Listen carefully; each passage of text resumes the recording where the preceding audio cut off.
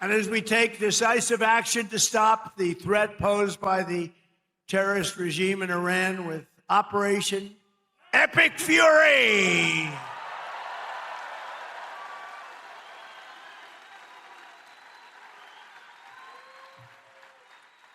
Is that a great name? Well, it's only good if you win. You know, you can only do. And we've won. Let me tell you, we've won.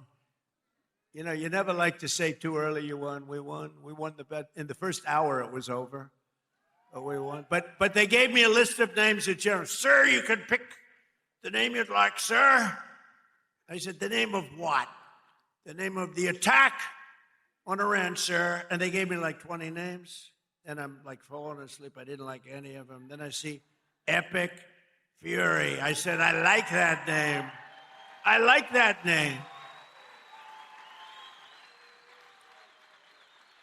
And my administration, as you know better than anybody, is also working to keep the oil flowing. It's flowing all over. We knocked out, you know, they want to drop some mines. Very friendly people, mines, so boats blow up. And we knocked out as of, you know, every hour I have to change because they knock them out so fast. I've never seen anything. Think of it. They knocked out 54 ships in 2 days, and they're real ships. In fact, I got angry at my people. I said, are they any good? Yeah, they're warships. I said, why the hell did we kill them? Why didn't we just capture them and use them in our Navy? They said they wouldn't have qualified for that. But I got a little upset with my people. I said, why do we have to knock them? And actually, one of my generals said, sir, it's a lot more fun doing it this way.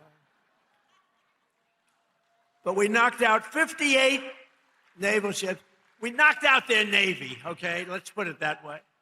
But they also knocked out the mine layers. They call them mine layers. They put mines in the water. Lovely job. Isn't that nice? Blow up ships. And we knocked out 31 of them.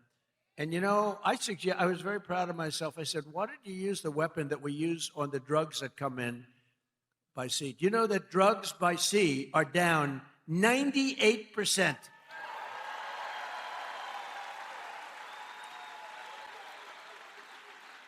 And I said, that's a hell of a weapon.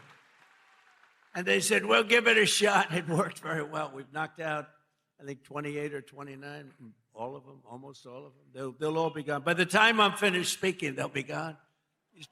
These people work very fast. But I'm pleased to report that earlier today, the International Energy Agency agreed to coordinate the release of a record 400 million barrels of oil from various national petroleum reserves around the world, which will substantially reduce the oil prices as we end this threat to America and this threat to the world. We don't want to leave early, do we? We got to finish the job, right? Over the past 11 days, our military has virtually destroyed Iran. Tough country. Their Air Force is gone, totally gone. That took the better part of about 3 hours.